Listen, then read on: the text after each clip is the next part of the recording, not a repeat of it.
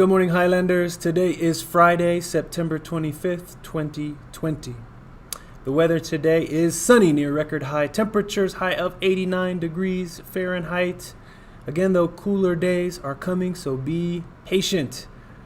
For the next couple of weeks, starting Sunday, we will have highs of in the 60s and the low 70s for many, many days in a row. It'll be very mild and temperate and pleasant. The sun rose this morning at 6:50 and will set at 6:50. One important announcement today, just a reminder to have your folks complete the checklist and submit it through Google Classroom. So even if you are here at school most of the week and your teacher gave you a paper packet to work on, you still need to practice this. Backstory on this is that Colorado is doing well in the pandemic. El Paso County is in the blue on the state dial. That is great. That's when all the public health officials look at the statistics and they give a color to every county. We are blue, and that is just one step below green. Green is the best. That means you are all doing a good job. It means our county as a whole is doing a good job, but we are not out of the woods yet. And we want to be prepared if we do have to go to full distance learning for the entire school. We want everyone to be comfortable and practiced with how to do all those protocols. So please do complete the Friday portion of the checklist online. If you are normally an in-person learner, still do that part of the Google Classroom and submit it so that we can just make sure that everyone is comfortable and fluent with how to do that. On this date, September 24th, in the year 1957, Central High School in Little Rock, Arkansas, was integrated by the use of United States Army troops. So what happened was 9 black students, called the Little Rock 9, were told that they could not go to that school.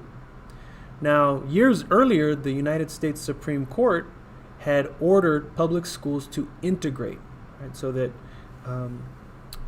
white students and black students could go to the same schools, and said that they had to go to the same schools. And so Central High School was not integrating. And this became a very big deal because the state was resisting a Supreme Court order. So there started to be a fight or a showdown between the Governor Orville Faubus, and the President of the United States, President Dwight D. Eisenhower. And people were watching the two of them having this conflict.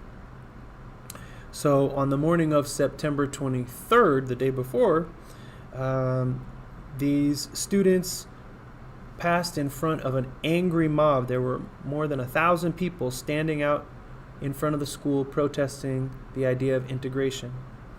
And as the students were escorted into the school by the police department, things became violent, and eventually the police just took them out of the school for the day. So the next day, the 24th, President Eisenhower ordered the 101st Airborne Division. He sent 1,200 soldiers from Fort Campbell, Kentucky, to escort those 9 students into the school. There were soldiers patrolling that school inside and out for the remainder of the school year.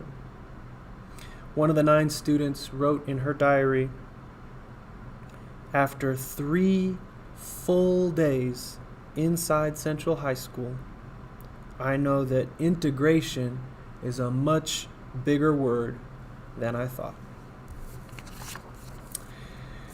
Today, September 24th, is also the birthday of Shel Silverstein. Hopefully you know who Shel Silverstein is. He's probably one of the most famous author, illustrator, poets who writes for kids. He actually started writing and doing comics for adults, but he really made his name and his reputation writing for children. So he wrote A Light in the Attic, Where the Sidewalk Ends, The Giving Tree, looks like that. So I'll just read you a couple of Shel Silverstein poems on his birthday. This one is called The Romance. Let's see if I can do it. Said the pelican to the elephant, I think we should marry. I do. 'Cause there's no name that rhymes with me, and no one else rhymes with you. Said the elephant to the pelican, there's sense to what you've said, for rhyming's as good a reason as any for any two to wed. And so the elephant wed the pelican, and they dined upon lemons and limes. And now they have a baby pelicant, and everybody rhymes.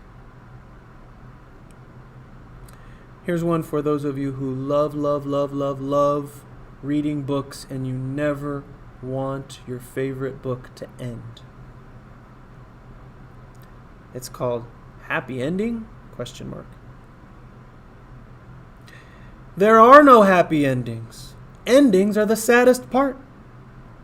So just give me a happy middle and a very happy start. This is a ridiculous poem, but it's just very fun to say. Twistable, turnable man. He's the twistable, turnable, squeezable, pullable, stretchable, foldable man. He can crawl in your pocket or fit in your locket or screw himself into a 20-volt socket or stretch himself up to the steeple or taller or squeeze himself into a thimble or smaller. Yes, he can. Of course he can. He's the twistable, turnable, squeezable, pullable, stretchable, shrinkable man. And he lives a passable life with a squeezable, lovable, kissable, huggable, pullable, tuggable wife. And they have 2 twistable kids who bend up the way that they did. And they turn and they stretch just as much as they can for this bendable, foldable, do what you're toldable, easily moldable, buy what you're soldable, washable, mendable, highly dependable, buyable, saleable, always available, bounceable, shakeable, almost unbreakable, twistable, turnable man. If it is your birthday today, September 24th, 2020. Oh, did I say that wrong? I'm sorry. My notes are confused. If it is your birthday today, September 25th, 2020. Happy birthday to you. I hope you all have a day filled with kindness, friendliness, and peace. Bye-bye.